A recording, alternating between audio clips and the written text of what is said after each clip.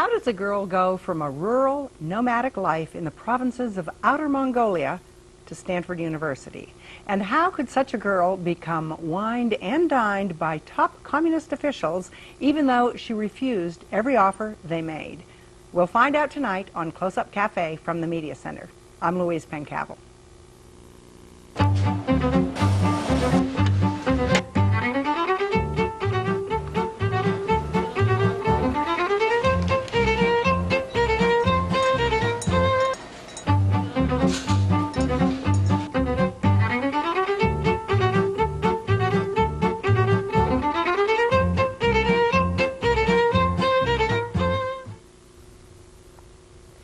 Oyuna Tsedevdamba and her family lived in a gur, or tent, outside a little village called The Farm in Mongolia. She now finds herself on the Palo Alto version of The Farm, Stanford University, as its first student from Mongolia. Oyuna was raised by her teacher mother and her mechanic father. The village where they lived was so remote that her father was the first man in town to operate a tractor. Both parents were devout members of the Communist Party, so perhaps it's no surprise that at the age of 15, Oyuna entered and won a state competition with an essay she wrote on Karl Marx. This led to study abroad in the Soviet Union and incessant courting by Communist Party officials. But somewhere along the way, she found she just couldn't toe the party line, and she steadfastly refused to work for the Communist Party, turning down lucrative and powerful positions to do so. When democracy finally came to Mongolia in 1990, she went to work for the government and has become a respected human rights activist.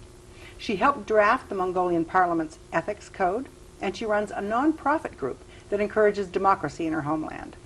She's advised the Prime Minister of Mongolia and has served in 8 full-time public offices.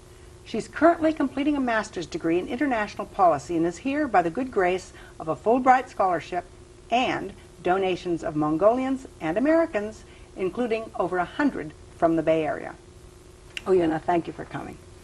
Let's start out talking about your family, because they were critical in making you what you are from everything I know. Tell me about your father and his tractor and his role in the town. Okay, let's begin with the tractor. When I grew up in this village called Farm, there was a monument of tractor in the center of the village. I didn't know what was that, but one day my father told me, this is my tractor. I brought it from Russia first, and I operated it first, and that was standing now as a monument. It still stands. But my father never graduated from any school. He graduated from second class of primary school. That was all his education. But he was very good at technical things, and he was very good. Also, because he is not well educated, he was always curious. And when I go to anywhere with my father, father asks anybody and about everything. It's always learning journey. So I think my father is the most optimistic, most curious, and most interesting person. And he also grew me up when my mother was a student. Well, it's interesting. I think this has got to be the only place in the world that actually has a statue of a tractor in town. As a I think there are some, but as far as I know, it was the only place. Now, he was not well educated, but your mother was. Yeah, and yet, yeah. ironically, he had much higher positions within the Communist Party than your mother. Yeah. My mother was a teacher of mathematics, physics, and Russian, and she was graduated from 1 Russian and 2 Mongolian universities. And she was very good, well-respected, educated person. But she never took the major positions. She was the working girl, and she made all the working stuff behind the big bosses. But my father, while being a tractor operator, he was elected to the parliament, but it is not the real parliament. It is just they call it deputy. He was a member of this parliament, which convenes once or twice a year, and just applauds and just passes the law. And he said that he passed constitution and labor code and the criminal code in one day. How that could be? That was in 1960. Yeah. So do you think it's the fact that your mother was a woman, or the fact that she was well educated and the communists didn't like that? I think because she was well educated, she was well informed person, and during communist time the elections were very funny. There was only one candidate, and the people who were elected were not really elected because their candidate was only one, and the major boards of this Communist Party, they didn't want to encourage educated people from low level to come and criticize them. So they would prefer to have herders, tractor operators like my father, and workers from the factories. So many deputies, majority was kind of. So you tell me again, when we were talking before, you told me about an experience that was really humiliating for you when you went shopping with your mother in the Communist Party store. Yeah, that was the story called Story for Specialists. So who were the specialists? They were Russian specialists, or Communist Party elites of any city or province. My mother was kind of one of those elites, and she had permission to go to that store and buy the things which are not available in regular store. That is the small shop where you can just find some gems and some extra things, some extra meat. But when I was about 10 or so, I followed my mother to that store, and I saw many people outside asking my mother, please buy me some eggs, please buy me some butter, and mother would buy them these kind of things. And inside the store, somehow my mother lacked some amount of money, and her money was not enough to buy the things he wanted to buy that day. And as soon as my mother lacked this amount of money, and the salesperson looked at her like that, and that was really humiliating.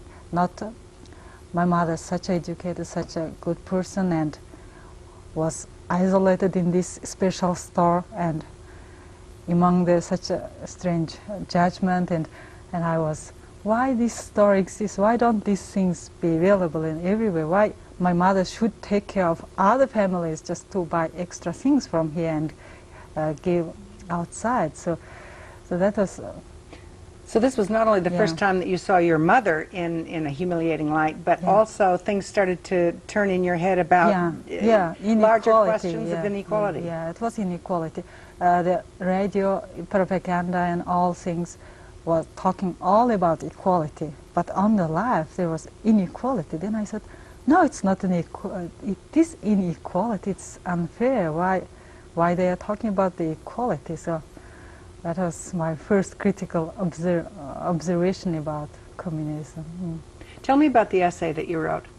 I don't remember much about Marx, but I did wrote. That was 10 questions or so to answer about Marx's life, his work.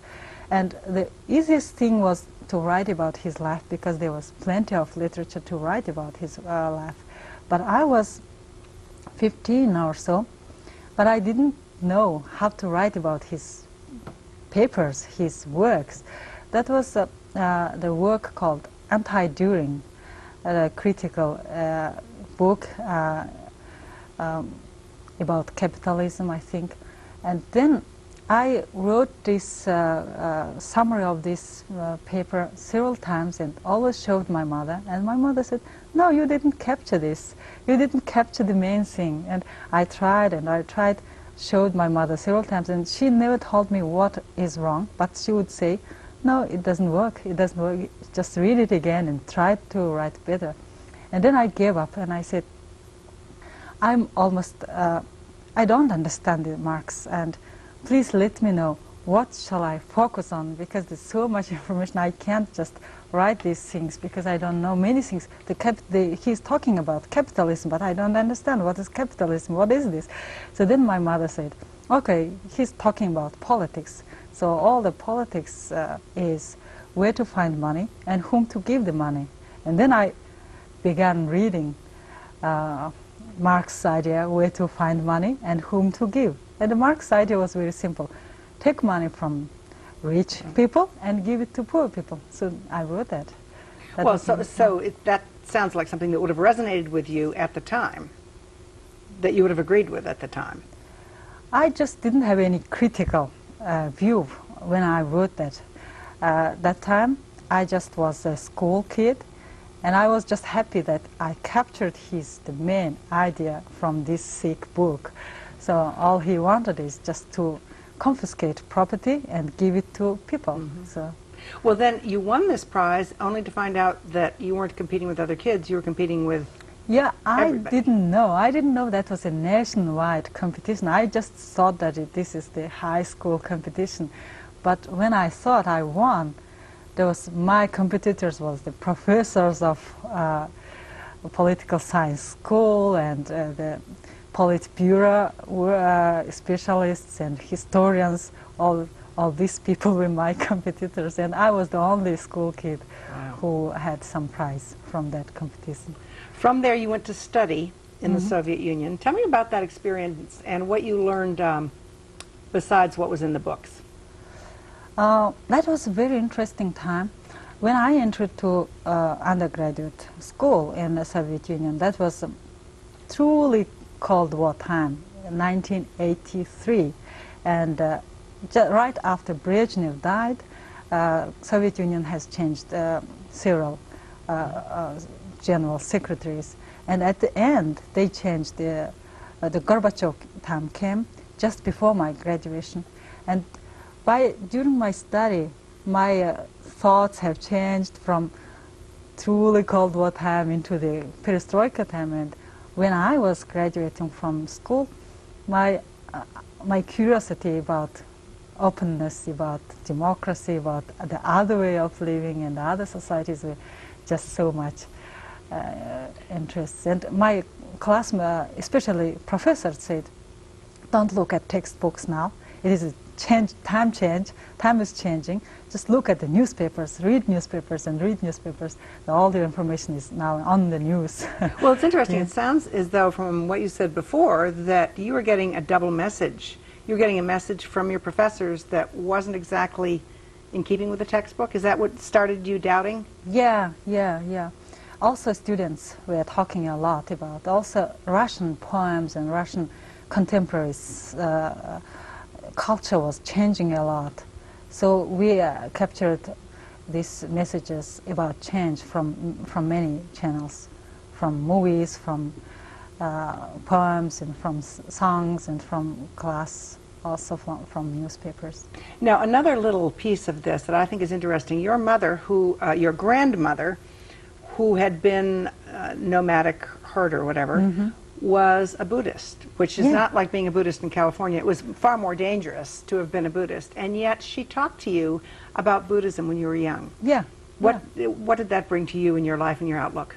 You should imagine her situation. She grew up in a very Buddhist temple, and her father and her father-in-law and all relatives were Buddhists, but they were taken to army. She thought they went to army, but in fact they were killed, just repressed because they were Buddhists. But she didn't know that for 60 years.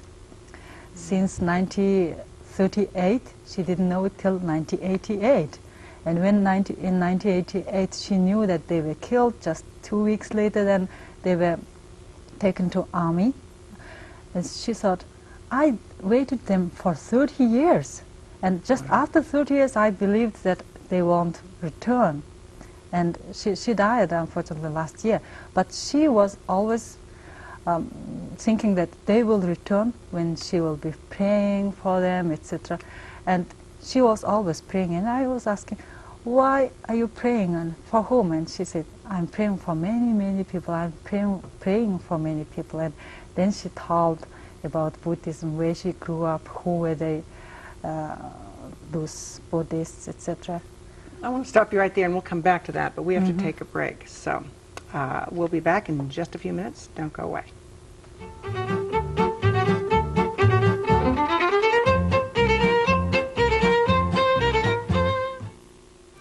Sign up for one of the Media Center's low-cost video production classes and create a program for the Mid-Peninsula's electronic town square, channels 27 and 28.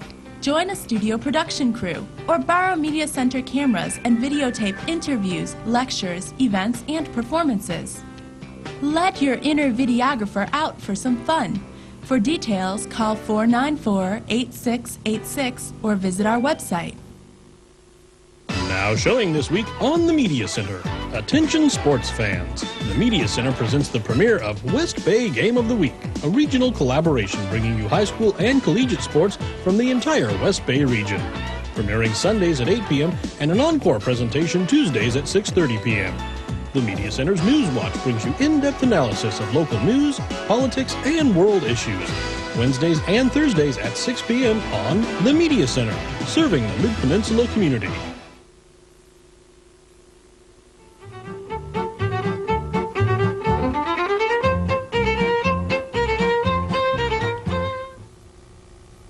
Welcome back to Close-Up Cafe. I'm Louis Pencavel, and I'm talking with Oyuna Tsedevdamba, who is from Mongolia, and she's studying at Stanford as a graduate student. We were talking about Buddhism and the influence of your grandmother before we took a break. Let's go back to that and tell me how that affected you. I visited grandmother every summer for 10 years during my school years, and there is a unwritten law, unwritten labor contract between rural and nomad people, and they people from town send their children as free labor for nomadic herders during the summer when all work is too hard for them to cope with. So when during summers when I visited my grandmother, she was always curious. Her talks were different from radio talk, and her opinions were different from my mother and from my father and from teachers, and she was always having her own philosophy. So I was always curious to listen to stories about before communism time and Buddhism and history and her beliefs. That's why I was her good granddaughter. I always listening to her, so she told many stories. Well, it was hard for you, apparently, to find out a lot about even your own family. Tell me about that. People just didn't talk. Didn't talk about your, I mean, your mother didn't tell you about your grandmother, and there was a lot that just wasn't said. Yeah, my grandmother's stories were always very interesting. And then I said, why don't you tell it to my mother? And why my mother doesn't know this? And she said, don't tell your mother, because she will lose her job. And I said, why she will lose her job? Because she said, no, just don't tell your mother. Just don't mention about Buddhism, don't talk with her about praying, and don't pray when she is present. And then I was always curious to talk about it with my mother, because my mother's understanding and intelligent person, and I was always curious why my grandmother doesn't allow me to talk it to my mother. But later I found out that that was all about the communism, that if she talks about Buddhism, if she would believe in those which her family believed before, she would lose her job. Yeah. Well, when you came back from the Soviet Union, what really made you disenchanted with the communism? Excuse me? What really made you disenchanted? What made you really turn off and dislike the whole communism that you had been brought up with? Because your parents had been devout members and party members. My parents, even they were communists, they had very good sense of fairness, judgment, and they were very fair. And they didn't also like the unfairness, inequality, etc. And this judgment, I think, was pent up by the time I came back. And there were many other humiliating stories, many other humiliating. I witnessed many other corruptions and other things, and I really didn't like the system by the time I returned from Soviet Union. So it was just naturally pent up dislike. So here you are, you're returning with this pent up anger toward the communist regime, and they're asking you to come work for them. Tell me some of the offers they made. Yeah, they offered me to work at the Central Committee and also at the Ministry of Trade and Industry. I said, I don't want to stay in Ulaanbaatar, I want to go to my province. And then they said, they offered me a position of vice chairman of one office in the middle of the second largest city in Mongolia, Erdenet city. So I also refused that job because I just didn't want to be chairman or vice. Because if they offer these things, they also offer, ask me to join Communist Party, because all these leading positions were offered only to the members of Communist Party. But I was not, but they were offering positions just in order to attract me to the party. Then I said, no, I'd rather to start my career from the lowest level job. So well, what kinds of things did they offer you? For example, apartment in Ulaanbaatar, also 2-room apartment in Erdenet city, and driver and car, etc. So they offered everything which this elite class has enjoyed that time. Yeah. Was it hard to say no? It's easy. It was easy because my mindset was always already critically thinking about this inequality. I said, what did I do to deserve the apartment when my mother and my father worked for 30 and 20 years and didn't deserve yet? So it's unfair just to accept this. So I didn't accept it. So you went back to the provinces, or the province, and you took a really low-level job. Yeah. But it turns out that had a silver lining. Tell me about that. That was a very pragmatic, small job, just to summarize everyday sales and make a balance sheet on every day. So that was so boring job. All I need to do is just know some numbers and just calculate things and summarize and put the sum of the daily sale. And I was so bored by 3 months. When 3 months passed, and then I thought, I'm just a graduate from university, I want to do some interesting thing. And I asked, why can I do some economic analysis on of my company? And I made an economic analysis of my company and revealed the fact that 60 or 70% of our profit is gone for taxes, government taxes. 60 or 70% of all the profit was gone in central taxes, and some 20% to local taxes, and a tiny percent of our profit remained for our need. But from that, almost 50% went to the fines and penalties of breaching the contract. And I said, how can we develop with this high tax and with this high percent of penalties and fines? Then I said, okay, let me work why our company is breaking the contract. I'll find out, at least we can save the 50% of this small profit we make. So I offered this reform. And why was it, what did you discover? Why was the company breaching contracts? That was all about corruption, because everything was on ratio, kind of ratio system, and economy was so inefficient. Everything was unavailable. Just in order to buy some building construction materials, in order to buy some goods, they had to bribe some salespersons, and salespersons just breaches the contract. In order to deliver some materials to the contractor, they should deliver it to the other people who give the money or so everybody was corrupt. So but the breach of contract, you mean they were corrupt and they were fined for their corruption, or no? They were. Where were the fines? Who was being fined? Just the company. The company were fined for breaking the contract, but the people who were breaking the contract, they were just having these corruptions and all the things. And then I said, it doesn't work. Even the system is so wrong. We should be at least fair and loyal to our contractors. Well, did you get a lot of people in trouble? Were a lot of people angry with you? One particular person because one particular person was so corrupt that she didn't do her work. Then I offered to remove her, but that was my relative.